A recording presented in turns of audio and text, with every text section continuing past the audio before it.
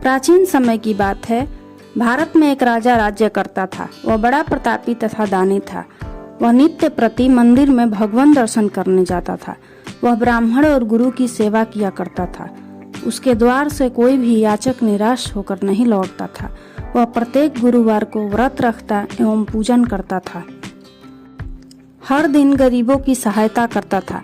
परंतु यह सब बातें उसकी रानी को अच्छी नहीं लगती थी। वह न व्रत करती और न किसी को एक भी पैसा दान में देती थी। वह राजा से भी ऐसा करने को मना किया करती थी। एक समय की बात है कि राजा शिकार खेलने वन को चले गए। घर पर रानी और दासी थी। उस समय गुरु बृहस्पति साधु का रूप धारण कर राजा के दरवाजे पर भिक्षा मांगने आए। साधु ने रानी से भिक्षा मांगी तो वह कहने लगी, हे साधु महाराज, मैं इस दान और पुण्य से तंग आ गई हूँ। इस कार्य के लिए तो मेरे पतिदेव ही बहुत हैं। अब आप ऐसी कृपा करें कि सारा धन नष्ट हो जाए तथा मैं आराम से रह सकूं। साधु रूपी बृहस्पति देव ने कहा, हे देवी, तुम बड़ी विचित्र हो। संतान और धन से कोई दुखी नहीं होता है, इसको सभी चाहते हैं। पापी भी पुत्र और धन की इच्छा करता है। अगर तुम्हारे पास धन अधिक है तो भूखे मनुष्यों को भोजन कराओ, प्याऊ लगवाओ, ब्राह्मणों को दान दो, धर्मशालाएं बनवाओ, कुआं, तालाब, बावड़ी, बाग, बगीचे आदि का निर्माण कराओ तथा निर्धनों की कुंवारी कन्याओं का विवाह कराओ, साथ ही यज्ञादि करो। इस प्रकार के कर्मों से आपके कुल का और आपका नाम परलोक में सार्थक होगा एवं स्वर्ग की प्राप्ति होगी। परंतु रानी साधु की इन बातों से खुश नहीं हुई।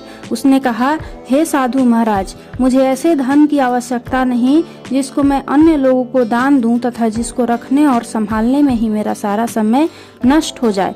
साधु ने कहा, हे देवी, यदि तुम्हारी ऐसी ही इच्छा है तो जैसा मैं तुम्हें बताता हूँ तुम वैसा ही करना। बृहस्पतिवार के दिन घर को गोबर से लिपना, अपने केसों को पीली मिट्टी से धोना, केसों को धोते समय स्नान करना, राजा से कहना वह हजामत करवाएं, भोजन में मांस मदिरा खाना, कपड़ा धोबी के यहाँ धुलने देना। इस प्रकार 7 बृहस्पतिवार करने से तुम्हारा धन नष्ट हो जाएगा। यह कहकर साधु महाराज रूपी बृहस्पति देव अंतर ध्यान हो गए। रानी ने साधु के कहने के अनुसार 7 बृहस्पतिवार तक वैसा ही करने का विचार किया। साधु के बताए अनुसार कार्य करते हुए केवल 3 बृहस्पतिवार ही बीते थे कि उसकी समस्त धन संपत्ति नष्ट हो गई। भोजन के लिए दोनों समय परिवार तरसने लगा तथा सांसारिक भोगों से दुखी रहने लगा।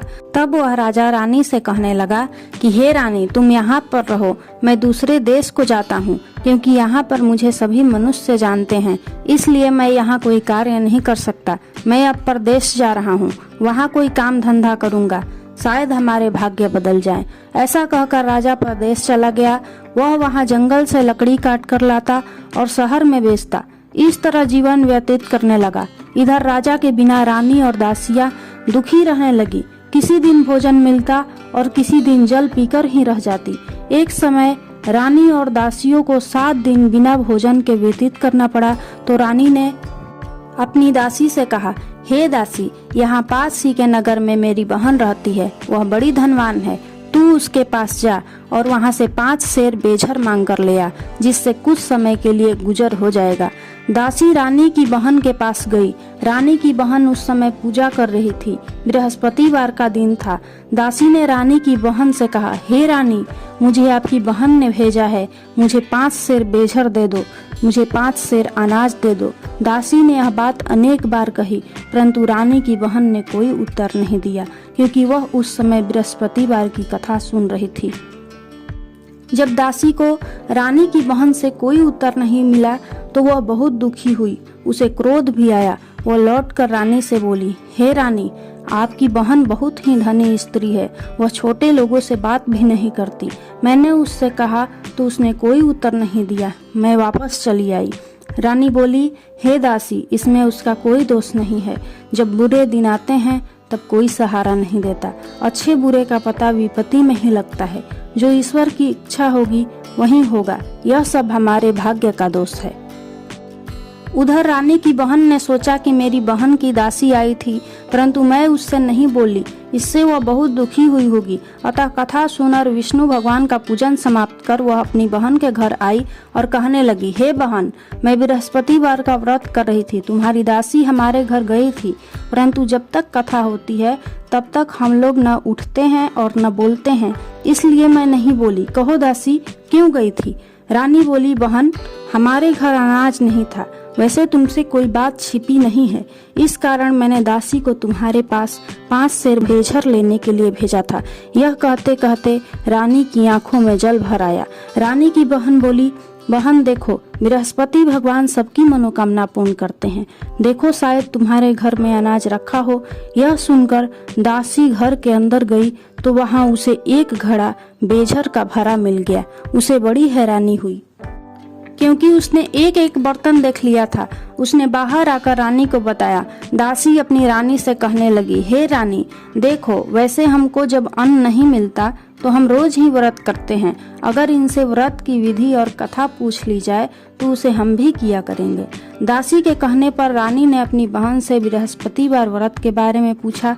उसकी बहन ने बताया, हे बहन, बृहस्पतिवार को सूर्योदय से पूर्व उठकर स्नान आदि करके बृहस्पतिवार का व्रत करना चाहिए, लेकिन उस दिन सिर नहीं धोना चाहिए। बृहस्पतिवार के व्रत में चने की दाल और मुनक्का से विष्णु भगवान का केले के वृक्ष की जड़ में पूजन करें तथा दीपक जलावें। उस दिन एक ही समय भोजन करें। भोजन पीले खाद्य पदार्थ का करें तथा कथा सुने। इस प्रकार करने से गुरु भगवान प्रसन्न होते हैं, अन्न पुत्र धन देते हैं, मनोकामना पूर्ण करते हैं। व्रत और पूजन की विधि बताकर रानी की बहन अपने घर लौट गई। रानी और दासी दोनों ने निश्चय किया कि बृहस्पति देव भगवान का पूजन जरूर करेंगे। 7 दिन बाद जब बृहस्पतिवार आया तो उन्होंने व्रत रखा।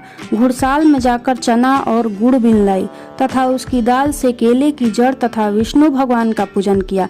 अब भोजन पीला कहाँ से आए? दोनों बड़ी दुखी हुई, परंतु उन्होंने व्रत किया था, इस कारण बृहस्पति देव भगवान प्रसन्न थे। एक साधारण व्यक्ति के रूप में वो 2 थालों में सुंदर पीला भोजन लेकर आए और दासी को देकर बोले, हे दासी, यह भोजन तुम्हारे और रानी के लिए है, तुम दोनों करना। दासी भोजन पाकर बड़ी प्रसन्न हुई और रानी से बोली, रानी जी भोजन कर लो। रानी को भोजन आने के बारे में कुछ पता नहीं था, इसलिए वह दासी से बोली, जा तू ही भोजन कर, क्योंकि तू हमारी व्यर्थ में हंसी उड़ाती है। दासी बोली, एक व्यक्ति भोजन दे गया है। रानी कहने लगी, वह भोजन तेरे ही लिए दे गया है, तू ही भोजन कर। दासी ने कहा, वह व्यक्ति हम दोनों के लिए 2 थालों में भोजन दे गया है, इसलिए मैं और आप दोनों ही साथ साथ भोजन करेंगे। दोनों ने गुरु भगवान को नमस्कार कर भोजन प्रारंभ किया। उसके बाद से वे प्रत्येक बृहस्पतिवार को गुरु भगवान का व्रत और पूजन करने लगी। बृहस्पति भगवान की कृपा से उनके पास धन हो गया, परंतु रानी फिर पहले की तरह से आलस्य करने लगी। तब दासी बोली, देखो रानी, तुम पहले भी इस प्रकार आलस्य करती थी, तुम्हें धन के रखने में कष्ट होता था, इस कारण सभी धन नष्ट हो गया। अब गुरु भगवान की कृपा से धन मिला है तो फिर तुम्हें आलस्य होता है। बड़ी मुसीबतों के बाद हमने यह धन पाया है, इसलिए हमें दान पुण्य करना चाहिए। तुम भूखे मनुष्यों को भोजन कराओ, प्याऊ लगवाओ, ब्राह्मणों को दान दो, कुआं तालाब बावड़ी आदि का निर्माण कराओ, मंदिर पाठशाला बनवाकर दान दो, कुंवारी कन्याओं का विवाह कराओ। धन को शुभ कार्यों में खर्च करो, जिससे तुम्हारे कुल का यश बढ़े तथा स्वर्ग प्राप्त हो और पितृ प्रसन्न हो। दासी की बात मानकर रानी ने इसी प्रकार के कर्म करने प्रारंभ किए, जिससे उनका काफी यश फैलने लगा। एक दिन रानी और दासी आपस में विचार करने लगी कि न जाने राजा किस दशा में होंगे, उनकी कोई खोज खबर नहीं है। गुरु भगवान से उन्होंने प्रार्थना की और भगवान ने रात्रि में राजा को स्वप्न में कहा, हे राजा उठ, तेरी रानी तुझको याद करती है, अब अपने देश को लौट जा। राजा प्रातः काल उठकर जंगल से लकड़ियां काट कर लाने के लिए जंगल की ओर चल पड़ा। जंगल से गुजरते हुए वह सोचने लगा, रानी की गलती से उसे कितने दुख भोगने पड़े। राजपाट छोड़कर उसे जंगल में आकर रहना पड़ा। जंगल से लकड़ियां काटकर उन्हें बेचकर गुजारा करना पड़ा। उसी समय उस जंगल में बृहस्पति देव एक साधु का रूप धारण कर आए और राजा के पास आकर बोले, हे लकड़हारे, तुम इस सुनसान जंगल में किस चिंता में बैठे हो, मुझे बतलाओ। यह सुन राजा के नेत्रों में जल भर आया और साधु की वंदना कर बोला, हे प्रभु, आप सब कुछ जानने वाले हैं। इतना कहकर राजा ने साधु को अपनी संपूर्ण कहानी सुना दी। महात्मा दयालु होते हैं। वे राजा से बोले, हे राजा, तुम्हारी पत्नी ने बृहस्पति देव के प्रति अपराध किया था, जिसके कारण तुम्हारी यह दशा हुई है। अब तुम किसी प्रकार की चिंता मत करो, भगवान तुम्हें पहले से अधिक धन देंगे। देखो, तुम्हारी पत्नी ने बृहस्पतिवार का व्रत प्रारंभ कर दिया है। अब तुम भी बृहस्पतिवार का व्रत करके चने की दाल व गुड़ जल के लोटे में डालकर केले का पूजन करो। फिर कथा कहो या सुनो, भगवान तुम्हारी सब कामनाओं को पूर्ण करेंगे। साधु को प्रसन्न देखकर राजा बोला, हे प्रभु, मुझे लकड़ी बेचकर इतना पैसा भी नहीं बचता जिससे भोजन करने के उपरांत कुछ बचा सकूं। मैंने रात्रि में अपनी रानी को व्याकुल देखा है। मेरे पास कोई साधन नहीं जिससे समाचार जान सकूं। फिर मैं बृहस्पति देव की क्या कहानी कहूं? मुझको तो कुछ भी मालूम नहीं है। साधु ने कहा, हे राजा, तुम किसी बात की चिंता मत करो। बृहस्पतिवार के दिन तुम रोजाना की तरह लकड़ियां लेकर शहर में जाओ। तुम्हें रोज से दुगना धन प्राप्त होगा, जिससे तुम भली भांति भोजन कर लोगे तथा बृहस्पति देव की पूजा का सामान भी आ जाएगा। जो तुमने बृहस्पति देव की कथा के बारे में पूछा है, वो कथा इस प्रकार है। प्राचीन काल में एक बहुत ही निर्धन ब्राह्मण था। उसके कोई संतान नहीं थी। वह नित्य पूजा पाठ करता था, परंतु उसकी स्त्री बहुत मलिनता के साथ रहती थी। वह न स्नान करती और न किसी देवता का पूजन करती। वह प्रातः काल उठते ही सर्वप्रथम भोजन करती, बाद में कोई अन्य कार्य करती। ब्राह्मण देवता बहुत दुखी रहते थे। पत्नी को बहुत समझाते, किंतु उसका कोई परिणाम न निकलता। भगवान की कृपा से ब्राह्मण की स्त्री की कन्या उत्पन्न हुई। वह कन्या अपने पिता के घर में बड़ी होने लगी। वह बालिका प्रातः स्नान करके भगवान विष्णु का जप करती। वह बचपन से ही बृहस्पतिवार का व्रत भी करने लगी। पूजा पाठ समाप्त कर स्कूल जाती तो अपनी मुट्ठी में जौ भर कर ले जाती और पाठशाला जाने के मार्ग में डालती जाती।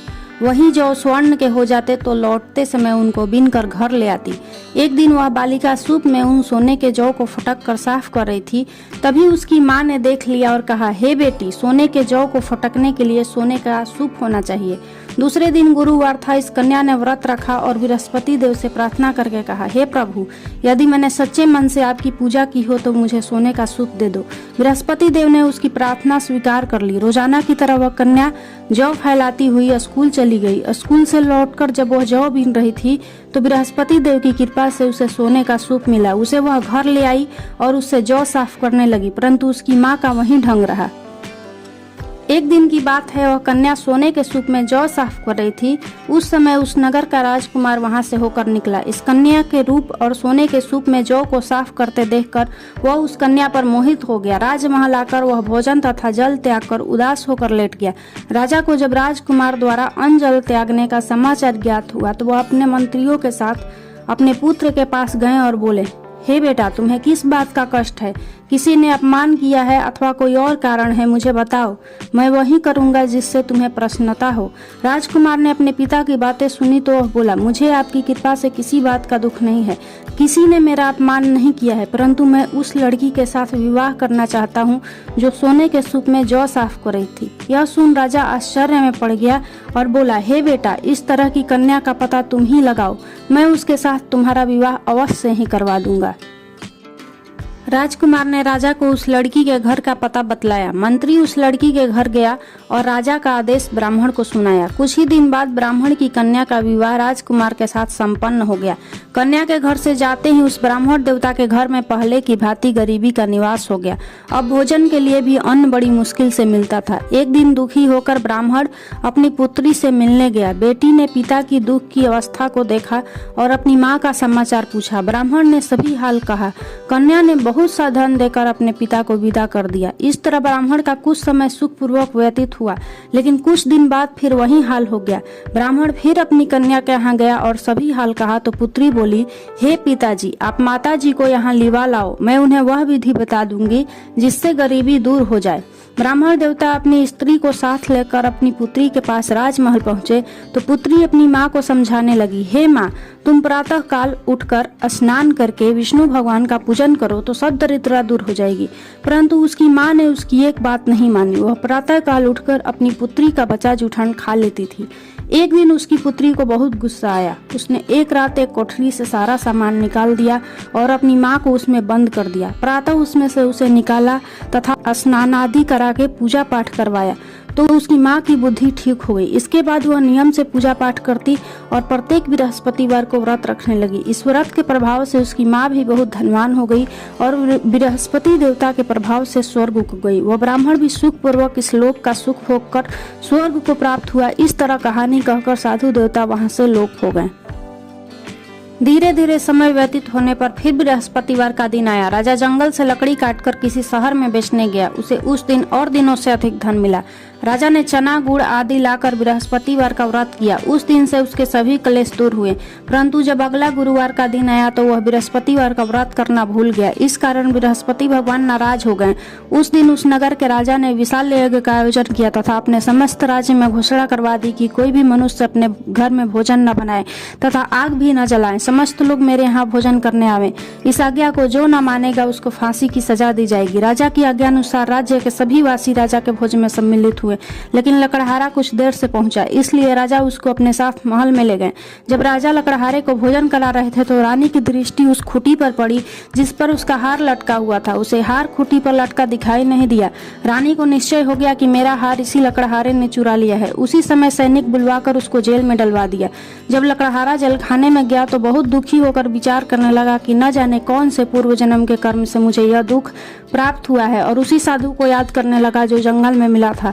तत्काल बृहस्पति देव साधु के रूप में प्रकट हो गए और उसकी दशा को देखकर कहने लगे, अरे मूर्ख, तूने बृहस्पति देवता की कथा नहीं कही, इसी कारण तुझे दुख प्राप्त हुआ है। अब चिंता मत कर, बृहस्पतिवार के दिन जेलखाने के दरवाजे पर 4 पैसे पड़े मिलेंगे। उनसे तू बृहस्पति देव की पूजा करना तो तेरे सभी कष्ट दूर हो जाएंगे। अगले बृहस्पतिवार उसे जेल के द्वार पर 4 पैसे मिले।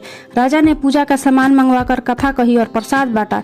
उसी रात्रि को बृहस्पति देव ने उस नगर के राजा को स्वप्न में कहा, हे राजा, तूने जिस आदमी को जेल खाने में बंद कर दिया है वह निर्दोष है, वह राजा है, उसे छोड़ देना। रानी का हार उसी खूंटी पर लटका हुआ है। अगर तू ऐसा नहीं करेगा तो मैं तेरे राज्य को नष्ट कर दूंगा। राजा प्रातः काल उठा और खूंटी पर हार टंगा देखकर लकड़हारे को बुलाकर क्षमा मांगी तथा राजा के योग्य सुंदर वस्त्र आभूषण भेंट कर उसे विदा किया। गुरुदेव की आज्ञा अनुसार राजा अपने नगर को चल दिया। राजा जब नगर के निकट पहुंचा तो उसे बड़ा ही आश्चर्य हुआ। नगर में पहले से अधिक बाग, तालाब और कुएं तथा बहुत से धर्मशालाएं, मंदिर आदि बने हुए थे। राजा ने पूछा कि यह किसका बाग और धर्मशाला है। तब नगर के सब लोग कहने लगे कि यह सब रानी और दासी द्वारा बनवाए गए हैं। राजा को आश्चर्य हुआ और गुस्सा भी आया। जब रानी ने खबर सुनी कि राजा आ रहे हैं तो उसने अपनी दासी से कहा, हे दासी, देख, राजा हमको कितनी बुरी हालत में छोड़ गए थे। वह हमारी ऐसी हालत देखकर लौट न जाएं, इसलिए तू दरवाजे पर खड़ी हो जा। रानी की आज्ञा अनुसार दासी दरवाजे पर खड़ी हो गई। जब राजा आए तो उन्हें अपने साथ महल में लिवा लाई। तब राजा ने क्रोध करके अपनी तलवार निकाली और पूछने लगा, बताओ, यह धन तुम्हें कैसे प्राप्त हुआ है। तब रानी ने बताया, हमें यह सब धन बृहस्पति देव के व्रत के प्रभाव से प्राप्त हुआ है। राजा ने तब निश्चय किया कि 7 रोज बाद तो सभी बृहस्पति देव का पूजन करते हैं, परंतु मैं रोजाना दिन में 3 बार कथा कहा करूंगा तथा रोज व्रत किया करूंगा। अब हर समय राजा के दुपट्टे में चने की दाल बंधी रहती तथा दिन में 3 बार कथा कहता। एक रोज राजा ने विचार किया कि चलो अपनी बहन के यहाँ हो आवे। इस तरह का निश्चय कर राजा घोड़े पर सवार हो अपनी बहन के यहाँ चल दिया। मार्ग में उसने देखा कि कुछ आदमी एक मुर्दे को लिए जा रहे हैं।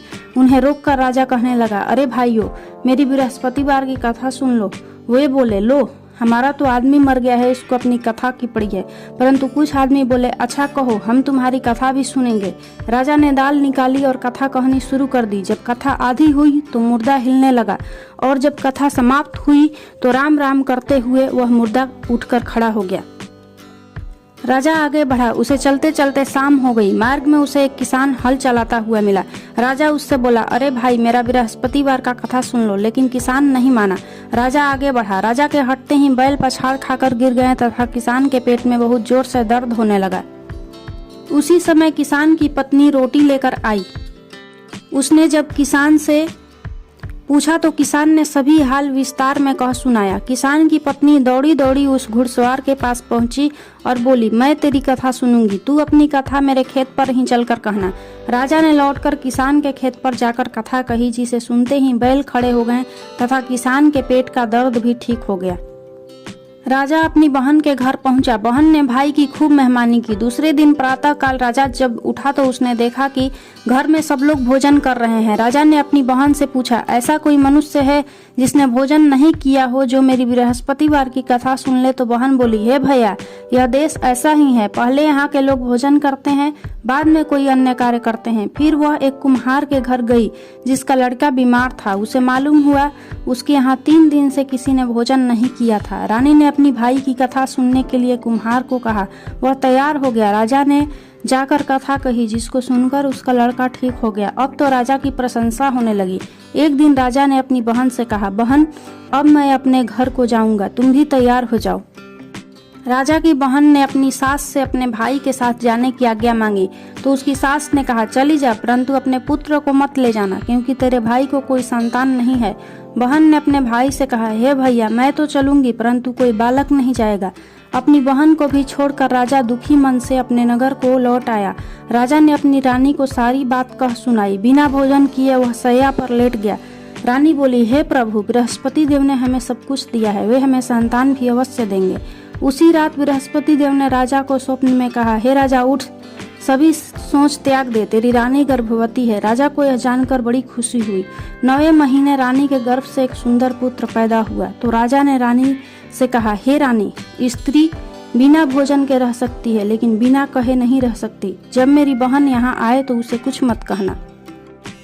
रानी ने हाँ कह दी। राजा की बहन ने जब यह शुभ समाचार सुना तो वह खुश हुई और बधाई देने के लिए भाई के घर आई। रानी ने हंसकर कहा, घोड़ा चढ़कर नहीं आई, गधा चढ़ी आई। तो राजा की बहन ने हंसकर कहा, भाई, अगर मैं इस प्रकार न कहती तो तुम्हारे घर औलाद कैसे होती?